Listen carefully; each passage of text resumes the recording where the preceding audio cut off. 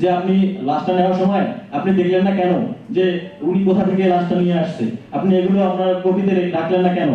তারপরে এখানে অনেক হসপিটালে এখানে আছে অনেক দালাল চক্র আছে, ব্লাড দিচ্ছে। ব্লাড গুলো যদি এখানে ব্লাড থাকার পরে বলতেছে যে ব্লাড নাই, তখন কি করতেছে যে টাকা দিলে তাদের কাছ থেকে ব্লাড পাওয়া যাচ্ছে। কি এখানে কি আমরা দুর্নীতি করতে আসছি? এখানে চাঁদাবাজি করতে আসছি? এখানে ঘুষ নিতে আসছি? সাধারণ মানুষরা আমাদের এখানে আপনাদেরকে টাকা দিয়ে আমরা এখানে খুঁজতেছি, তো আমরা কি এইসব করতে আসছি? আমরা আপনাদের কাছে স্বাস্থ্য চিকিৎসা পাওয়ার যোগ্য না?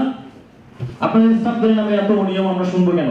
আমরা চাই যে আপনারা একটু স্বচ্ছতার মধ্যে চলে আসেন, আপনারা স্বচ্ছ হবেন, আমাদের শহীদ সোহরাওয়ার্দী মেডিকেল হসপিটাল আমরা স্বচ্ছতার সহিত আমরা পরিচালনা করব। তারপরে আমাদের আরেকটা বিষয় দাঁড়াচ্ছে এখানে যে দালাল চক্রগুলো এখানে আমাদের ঘোরাফেরা করতেছে।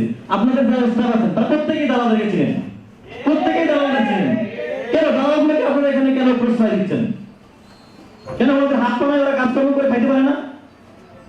ওদের যদি হাত পা থাকে, ওরা যদি কাজকর্ম করে খাইতে পারে, কেন ওরা এখানে দালালি করতে আসবে? আপনারা কেন প্রশ্রয় দিবেন? আপনার দালালদেরকে ধরে দিবেন, আমাদের প্রত্যেকটা টিম এখানে কাজ করবে, প্রত্যেকটা স্টুডেন্ট এখানে থাকবে। আপনারা যদি মনে করেন যে আমরা আবার আগের মতো ঘুষ নিব, আমরা আগের মতো চাঁদাবাজি করবো, তাহলে এটা ভুল করবেন।